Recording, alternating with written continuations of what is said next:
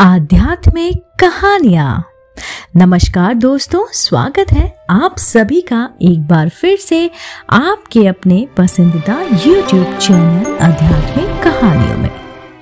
आज की कहानी धृतराष्ट्र, पांडु तथा विदुर की। सत्यवती के चित्रांगना और विचित्रवीर नामक दो पुत्र थे। शांतनु का स्वर्गवास चित्रांगद और विचित्रवीर के बाल्यकाल में ही हो गया था, इसलिए उनका पालन पोषण भीष्म ने किया था। भीष्म ने चित्रांगा के बड़े होने पर उन्हें राजगद्दी पर बैठा दिया, लेकिन कुछ ही काल में गंधर्वों से युद्ध करते हुए चित्रांगद मारा गया। इस पर भीष्म ने उन्हें अनुज विचित्रवीर को राज सौंप दिया। अब भीष्म को विचित्रवीर के विवाह की चिंता हुई। उन्हीं दिनों काशी राज की 3 कन्याओं अंबा, अंबिका और अंबालिका का स्वयंवर होने वाला था।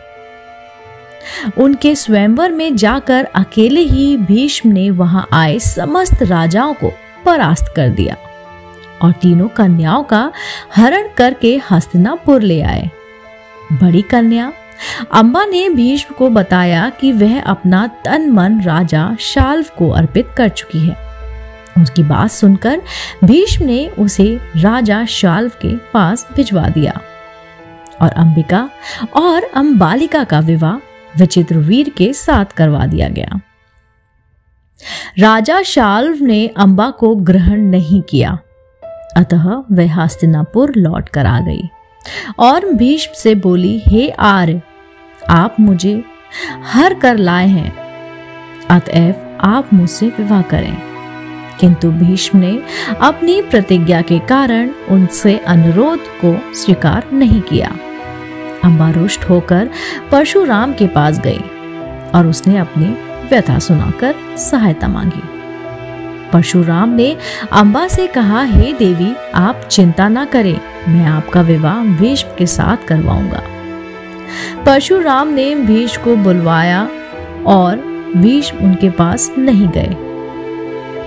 इस पर क्रोधित होकर परशुराम भीष्म के पास पहुंचे और दोनों वीरों में भयानक युद्ध छिड़ गया। दोनों की अभूतपूर्व योद्धा थे, इसलिए हार जीत का फैसला नहीं हो सका।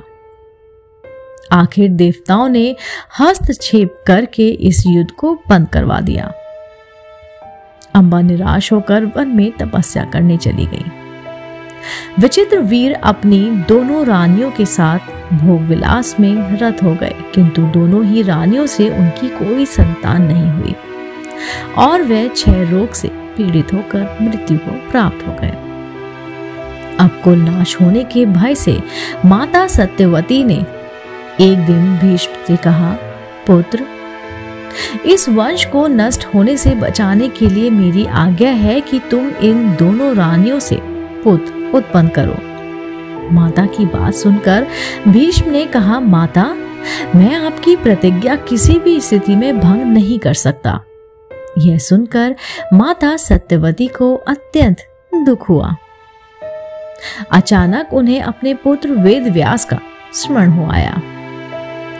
स्मरण करते ही वेदव्यास वहां उपस्थित हो गए। सत्यवती उन्हें देखकर बोली, हे पुत्र, तुम्हारे सभी भाई निसंतान ही स्वर्गवासी हो गए, अतः मेरे वंश को नाश होने से बचाने के लिए मैं तुम्हें आज्ञा देती हूँ कि तुम उनकी पत्नियों के साथ जाओ और उनसे संतान उत्पन्न करो।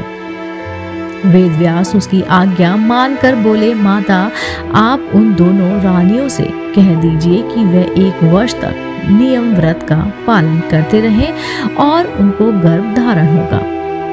1 वर्ष व्यतीत हो जाने पर वेदव्यास सबसे पहले बड़ी रानी अंबिका के पास गए। अंबिका ने उनके तेज से डरकर अपने नेत्र बंद कर लिए। वेदव्यास लौटकर माता से बोले, माता, अंबिका का बड़ा तेजस्वी पुत्र होगा, किंतु नेत्र बंद करने के दोष के कारण वह अंधा होगा। सत्यवती को यह सुनकर अत्यंत दुख हुआ और उन्होंने वेदव्यास को छोटी रानी यानी कि अंबालिका के पास भेजा। अंबालिका वेदव्यास को देखकर भय से पीली पड़ गई। उनके कक्ष से लौटने पर वेदव्यास ने सत्यवती से कहा, माता, अंबालिका के गर्भ में पांडु रोग से ग्रसित पुत्र होगा। इससे माता सत्यवती को और भी दुख हुआ और उन्होंने बड़ी रानी अंबालिका को पुनः वेदव्यास के पास जाने का आदेश दिया। इस बार बड़ी रानी ने स्वयं ना जाकर अपनी दासी को वेदव्यास के पास भेज दिया। दासी ने आनंद पूर्वक वेदव्यास से भोग कराया। इस बार वेदव्यास ने माता सत्यवती के पास आकर कहा, माते, इस दासी के गर्भ में वेद वेदांत में पारंगत अत्यंत नीतिवान पुत्र उत्पन्न होगा। इतना कहकर वेदव्यास तपस्या करने के लिए चले गए। समय आने पर अंबालिका के गर्भ से जन्माद धृतराष्ट्र अंबालिका के गर्भ में पांडु रोग से ग्रसित पांडु तथा दासी के गर्भ में धर्मात्मा विदुर का जन्म हुआ। दोस्तों, कैसी लगी आपको मेरे द्वारा सुनाई गई कहानी, जो कि महाभारत का एक हिस्सा थी, धृतराष्ट्र, पांडु तथा विदुर। उम्मीद करती हूँ आपको मेरे द्वारा सुनाई गई कहानी पसंद आई होगी।